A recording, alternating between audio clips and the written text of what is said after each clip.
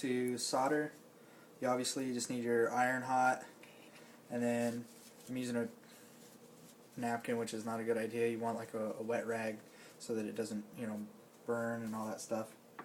Then you have your two pieces of wire.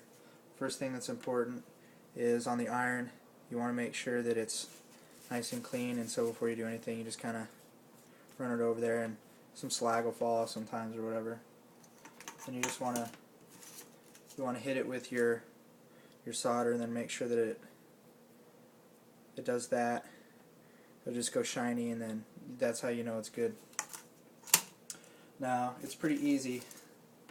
Set this down. Now it's pretty easy to get the solder onto the wires. This is actually going to be a lot harder for me to do than I think it would be for you because of the setup, but okay. Usually you just do this, your wire's hanging there, and then what you do is you go on this side and then you kind of lay it down on top, and then you see it'll start sucking in, and once it does that, then you have this, and you just do that, and it's all the way through, and you can tell.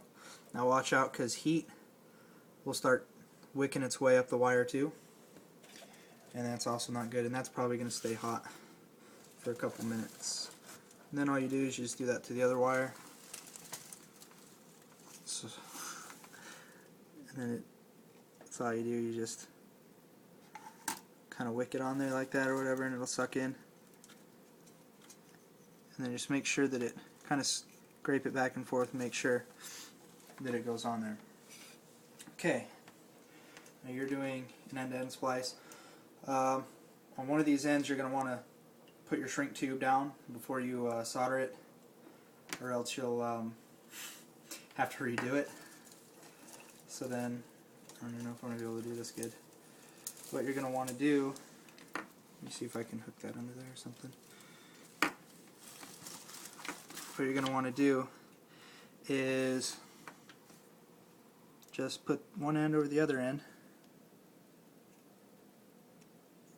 and they will both heat up if you do it right.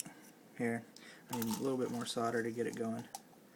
And then you can actually also clean it too, and this just helps it stick. So you get some solder going on there, and it'll cools up or whatever, and then you heat your solder up again, and then you see how it's kind of doing that. That's good. So then